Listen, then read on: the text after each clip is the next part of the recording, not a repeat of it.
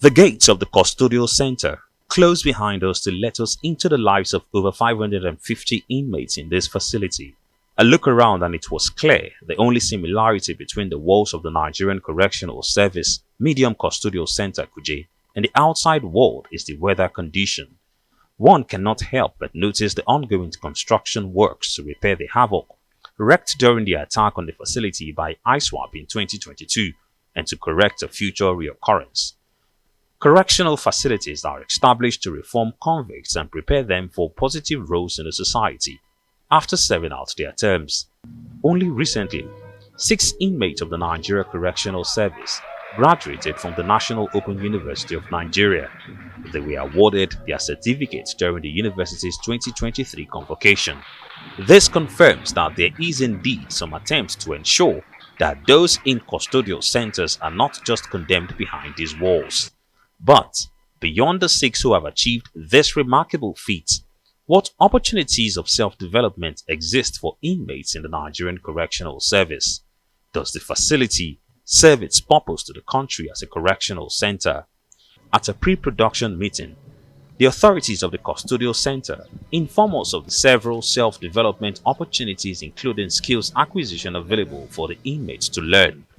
We see some for ourselves beginning with agriculture. A fish farm and a poultry provide the chance for inmates to acquire knowledge of fish farming and poultry.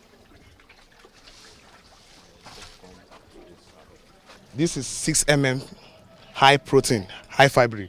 Yeah, it contains high fatty nutrients for the grow out fishes. You can see the way they're struggling to eat it.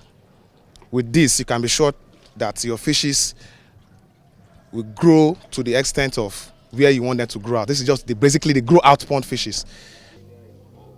Yakubu is a graduate of a Nigerian university. He studied building construction and is a volunteer at the facility where he teaches inmates how to build houses. He advocates that inmates be given certificates which will empower them to find a job upon their release. We are teaching them on how to translate building plans.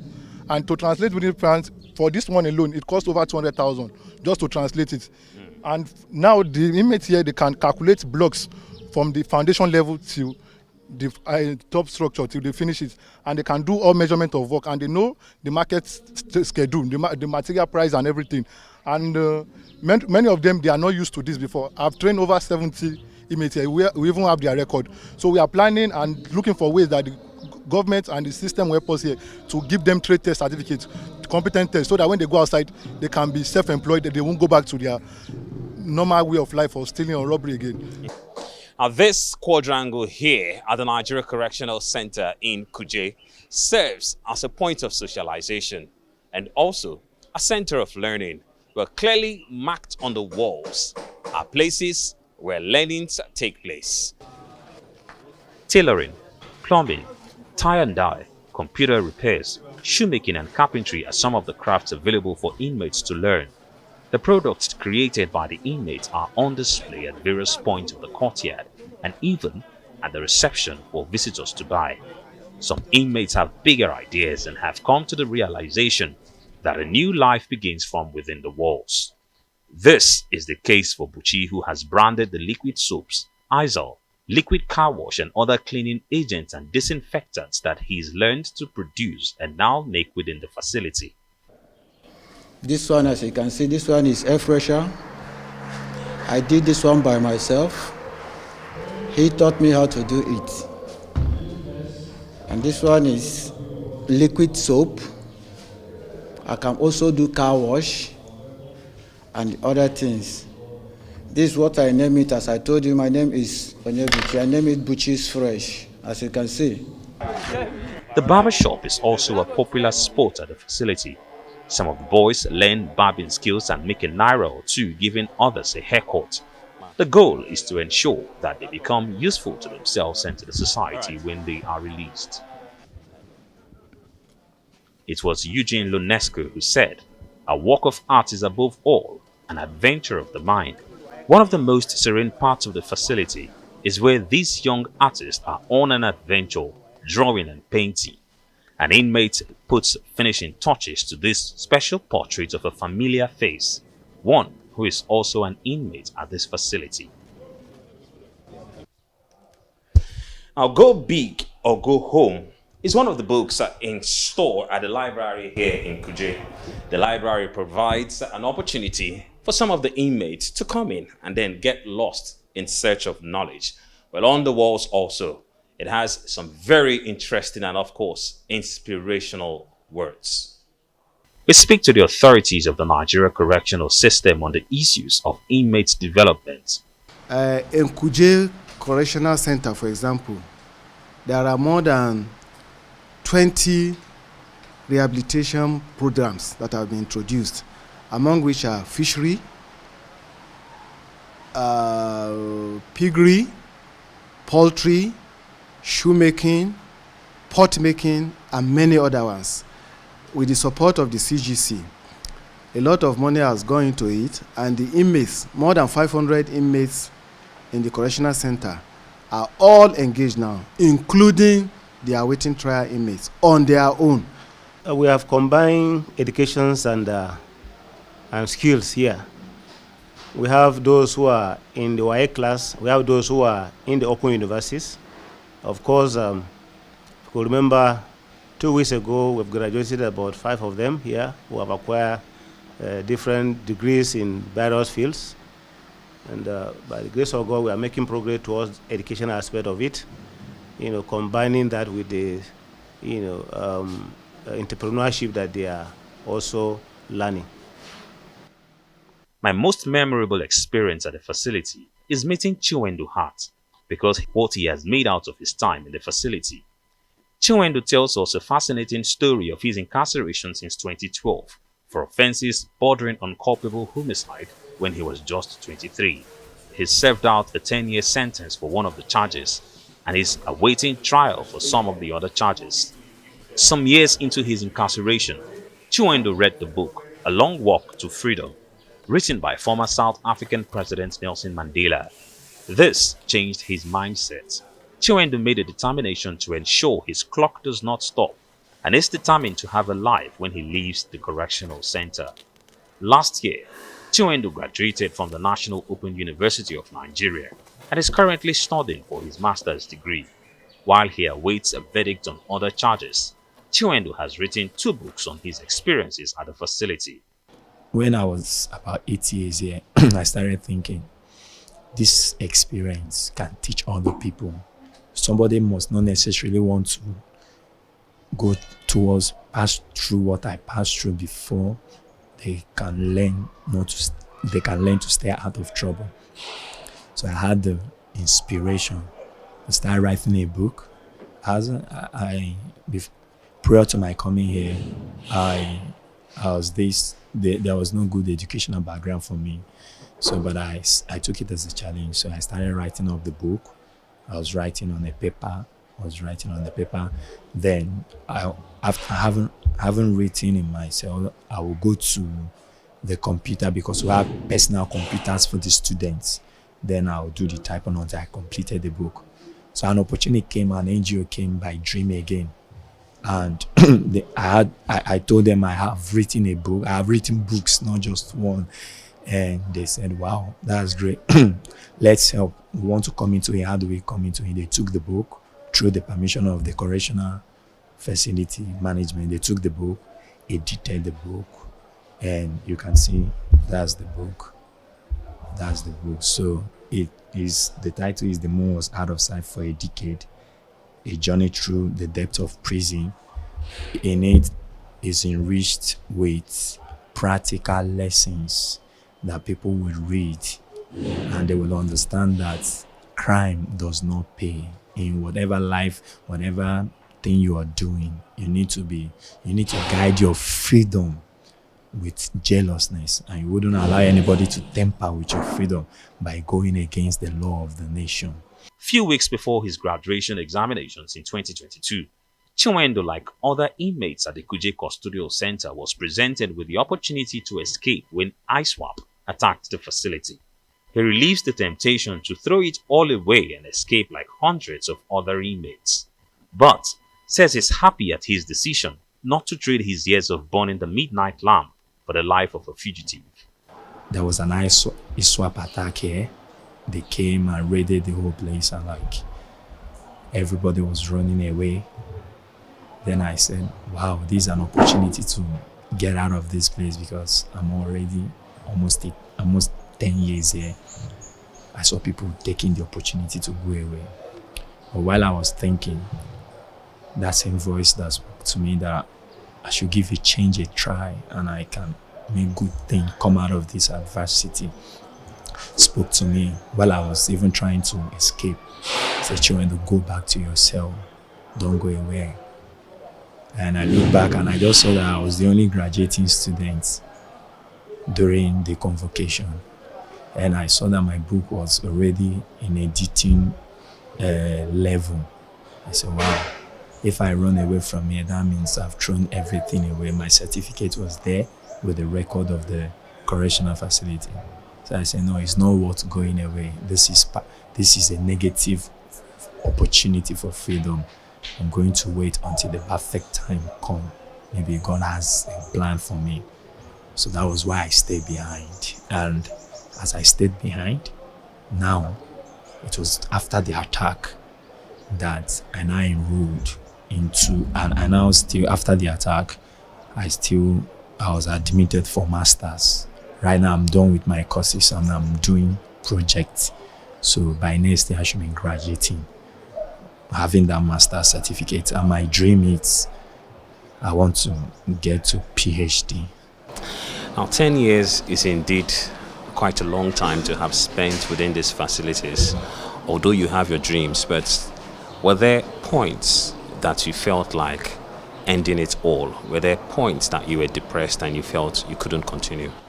Yeah, I remember a time that I was depressed. Like, you have to go to court. Like I've mentioned, I'm awaiting trial for over 11 years now. So sometimes you see people going, you see people that comes before you go, even to the point that some persons who are convicted with capital sentence, I mean death by hanging, you're here, you see them when they came in, go to court, convicted in the court, they go to appeal, capital sentence, and appeal will still discharge them, you're still here. So those things will keep registering. Once you're familiar with somebody, you're now friend, and all of a sudden you hear that the person is going, so you start wondering, what have I actually done that I don't have these chances that these people are having? So every state does not exist in isolation.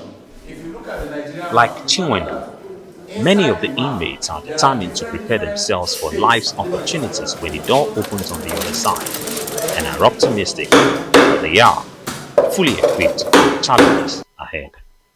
For many, a commitment in the Nigeria Correctional Center is a death sentence, while for some who seize the opportunity, it might be a long walk to freedom, but an opportunity for a rebirth.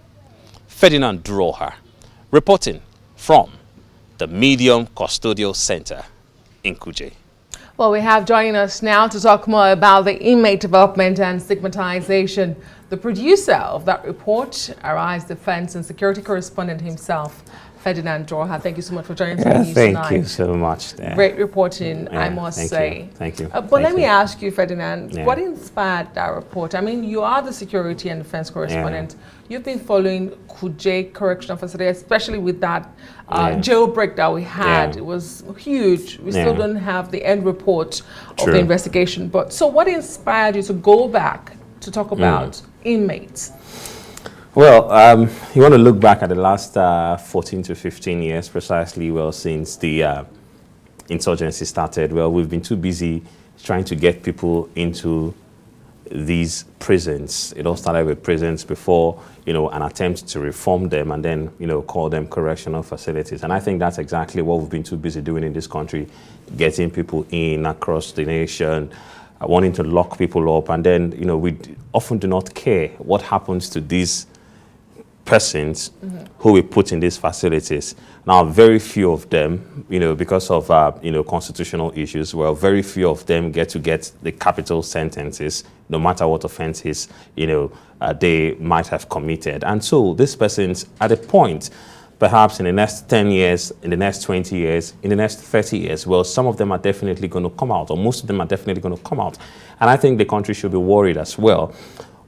the persons that they would become when they come out. And then just like you said, well, we wanted to go back to Kuje, well, after the issues of last year, we wanted to go back and then see exactly how things have panned out. Well, how many of them, were rearrested? Well, it's unfortunate we couldn't really get that, that figure. And just like you said, well, we've been looking forward to see if we could get that report. And then also for those of them who were in there, well, how exactly have they been coping? With the prison reform a couple of years back, it became correctional facilities. Are these facilities actually institutions for correction, or perhaps they are just places where we put people in, spend, our funds to feed them, take care of them, and then at the end of 30 years, some of them, or at the end of 20, or at the end of 10, or even at the end of 5, well, some of them come out and are even worse than they were when they actually went in. Now, these were the issues, and then also just a couple of weeks back, I think it was about 3 weeks ago, where we heard about that graduation. Well, 6 of them did graduate from the National Open University, and we decided, well, this is exactly the time. Let's get to meet some of them. Let's speak with them and then find out how easy it was for them. And what about the opportunities? Are there opportunities for others who are also interested in going to school, to indeed pursue their education? Possibly, and then for those of them who are not interested in going to school, well, how exactly have they been spending time? And it was quite interesting, and I also met some very interesting, persons in there, and good to see that they're also doing very well. Interesting persons you like to share? Don't worry. Don't worry. Okay. I think I have an idea of those interesting persons. Yeah. But I wanted to ask you, you talked about the change of name, and sometimes we wonder if the change of name was really translating to actual transformation. Is it living up to the name of correctional facility? But I also wanted to touch on, we saw a lot of things there. A man who's producing soaps. Yeah. We saw the poetry, branding it, soap, branding and he's it. able to say, what do they do with those products? But the question for me is, are there partnership with external organizations? Who is responsible for this? And most importantly, the stigmatization you talked about in your report. Does this in any way help to reduce stigmatization when they eventually, come out to reconnect with society? Well, let's take them one at a time. Well, first things first. Well, it's good to see that for some of them, they've actually seized the opportunity. Now, the opportunities are there, but, you go in there and sometimes some people are too bitter. They want to look around, and the country have been so hard to us. It's unfair. I shouldn't be here. And then you battle with all the demons within you, and you don't get to seize this opportunity. Now, for some of them who have seized these opportunities, trust me, well, they are actually doing very well. And from what we've seen, well, immediately the institution, the authorities realize that, you're interested.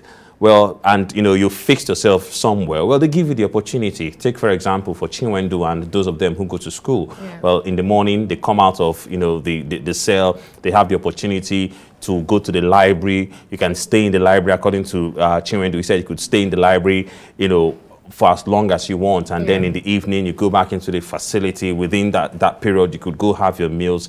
Now, these are the opportunities that are available for them, for those of them who are tailors, for those of them who are shoemakers, where you could see them continuing their production. And it's good to see that there are these opportunities that are there. Now, you talked about NGOs. I must indeed let you know that if we had left these to the government, or leaving this to the government alone, I think these persons wouldn't go anywhere. I think things would have been very, very worse. But for the help of NGOs, religious institutions also, who have indeed come out.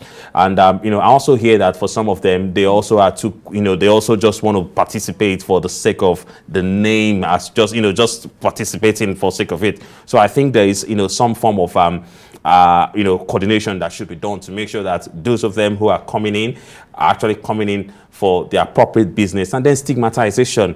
Well, first of all, let's ensure that they are better persons when they come out, and then let's hope that those in the outside world would see this person, being productive, and then say, okay, well, let's give the person. Truly reformed. Yes, they're truly reformed. Let's give this person another opportunity. Thank you so much for the fantastic job you did there with our report. Ferdinand Duruoha is our security and defense correspondent in, of course, Arise News, and he did that great reporting